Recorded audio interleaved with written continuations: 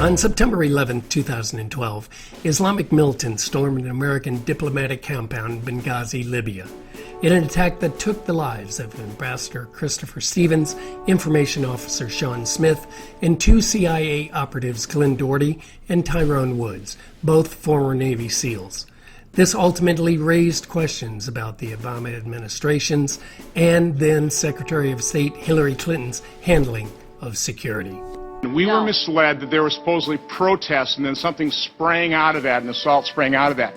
And that was easily ascertained that was not the fact. And the American people could have known that within days, and they didn't know that. With all due respect, the fact is we had 4 dead Americans. Was it because of a protest, or was it because of guys out for a walk one night who decided they'd go kill some Americans? What difference at this point does it make? Thank you. That's the kind of leadership we want to see. But I mean, I'm going back to then Ambassador Rice, 5 days later going to the Sunday shows, and what I would say purposefully misleading the American public. It began spontaneously in Benghazi as a reaction to what had transpired some hours earlier in Cairo.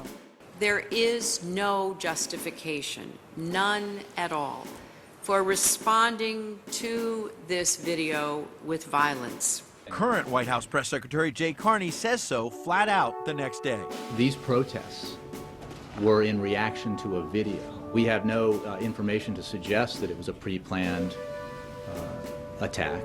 And later that day, when the President and Secretary of State greet the deceased at Joint Base Andrews, Clinton talks again about the video.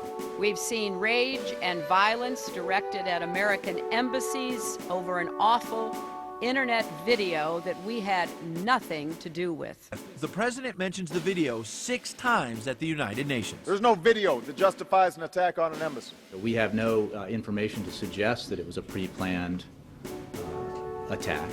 We've seen rage and violence directed at American embassies over an awful internet video. It was a spontaneous reaction to what had just transpired in Cairo. We weren't told they wanted more security again. We did not know they wanted more security again. If the Democrats get their way and Hillary Clinton or Joe Biden is elected president in 2016, it won't just be 4 Americans murdered in Benghazi.